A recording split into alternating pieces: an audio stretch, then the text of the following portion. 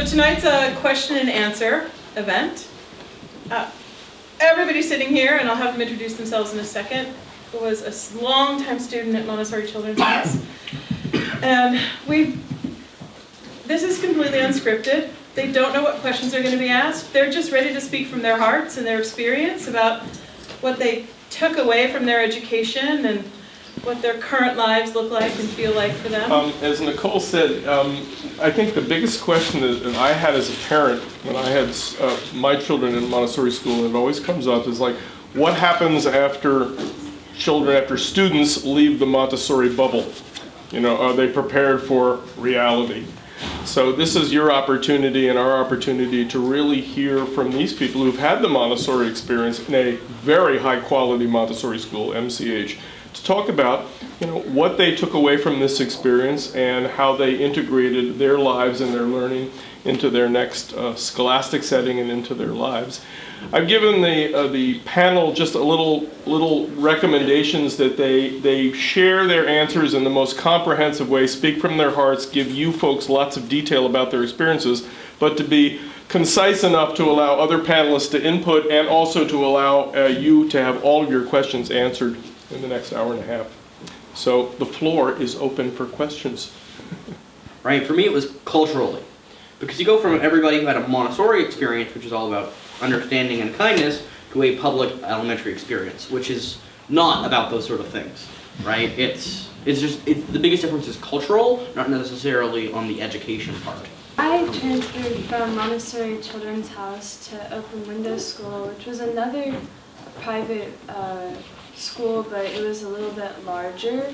And the things that I took from Montessori school that I held very valuable there was the sense of community, and it was easy for me to reach out to my teachers because coming from Montessori Children's House, like, it was very community based and we all felt like a family, so it was easy for me to advocate for myself. But it was definitely different, like Duncan was saying, with the size and the way that the school taught.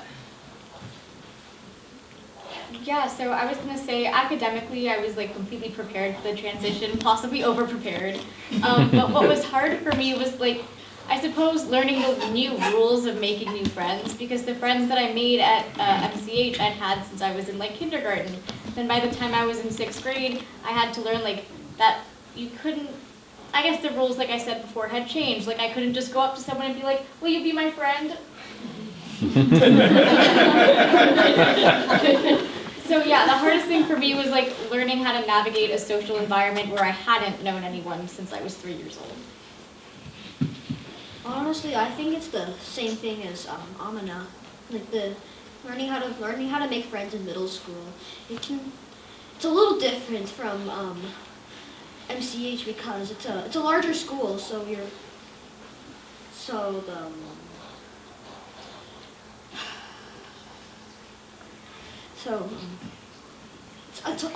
can be easier and harder to make friends in middle school. It can be easier because there are more people, and so it's easier to find someone who might have like similar interests. Like you like to draw, or you like to play Minecraft, or yeah. So, but it's hard. It's also hard to talk to them. So it can be hard to just say hello. If you want to learn math, you go to like Miss Nicole and you ask, Miss Nicole, can you teach me something? But in the middle school where I went to anyway,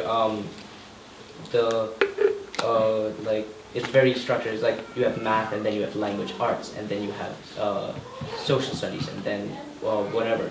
And that was a pretty big thing to just like get into the habit of one class after the other after the other. I go to a really big school down outside. That's 2,000 kids. Yeah. That's because it goes from about this area all the way out to the pass. Yep. So it's a huge district. So there might be some, but there's so many people. They don't have glowing aura. No. Honestly, it kind of reflects in our friendship now, because you can definitely see if somebody is grown up Montessori. Like, there's a big difference. Yeah, the middle school that I went to, I had multiple friends that came from Montessori schools, and we both definitely shared a common passion for learning. I felt like that was definitely a big thing. Honestly, it was pretty easy to find. It was pretty easy to see the Montessori kids in my school because I knew some of them, because I knew a couple of them because they went to the school. and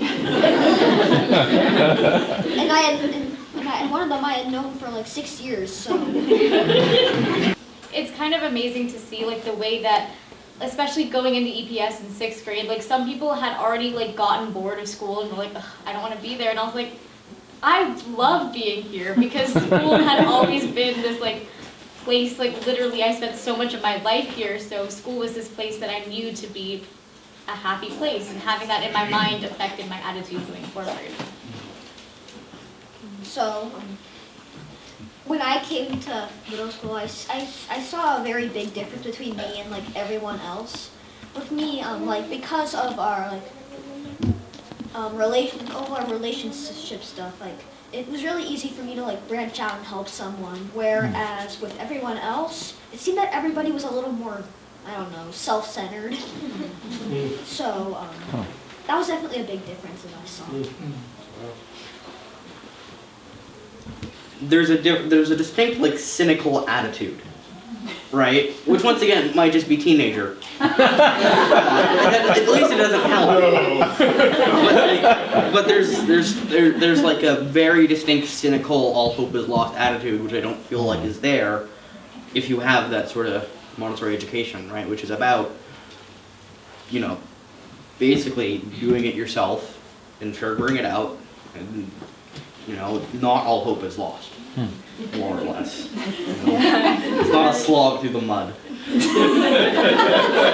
McKenna, you said something earlier. I think you used the word advocate for yourself. Yeah. Could you talk a little bit more about the whole idea? One of the things that's really big in the business world now is called managing up to your boss, advocating for the company, advocating for your department. And did you find when you left Montessori and went into the setting that you're in now, that did you feel there was receptivity to your advocacy among the adults, and did you see other kids who were not Montessori who had the ability to advocate for their needs?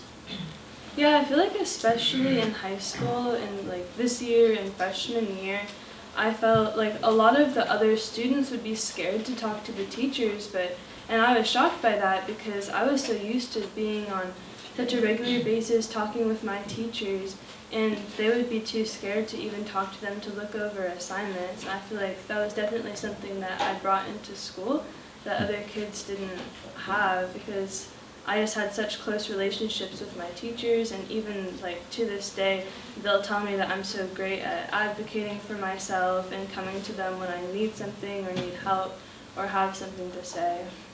Thank you.